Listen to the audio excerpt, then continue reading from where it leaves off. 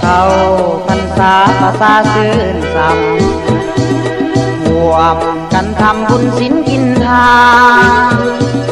ประเพณีที่มีแต่นานสืบทอดต่อกัน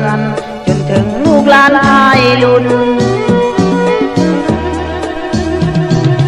เข้าพรรษาผ่านมาปีก่อนปีบางอ่อนได้ความทำบุญแต่ปีนี้เหมือนบ่สมดุลพบอ้ายว่าวุ่นเหนือเจ้าจะไปไกลไปอยู่ไสบ่มีเพียงข่าวหรือว่าสาวเจ้าเปลี่ยนผู้หมาย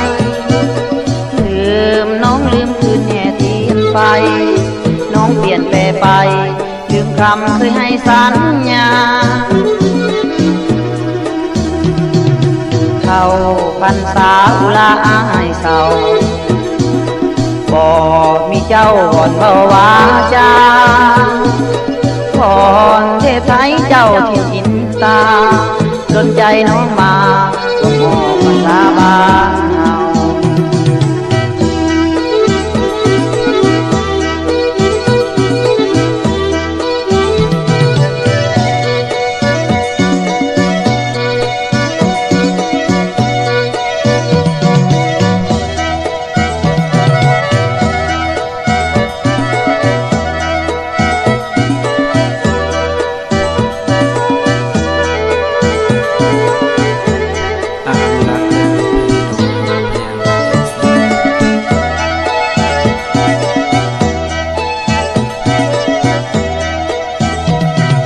เข้า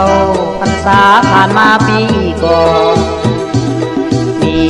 บางอ่อนได้ความทำบุญแต่ปีนี้เหมือนบ่สมดุล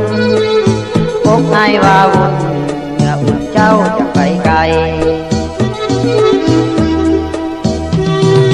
ไปอยู่ไสบ่มีเพียงข่าวหรือว่าสาวเจ้าเปลี่ยนผู้หมา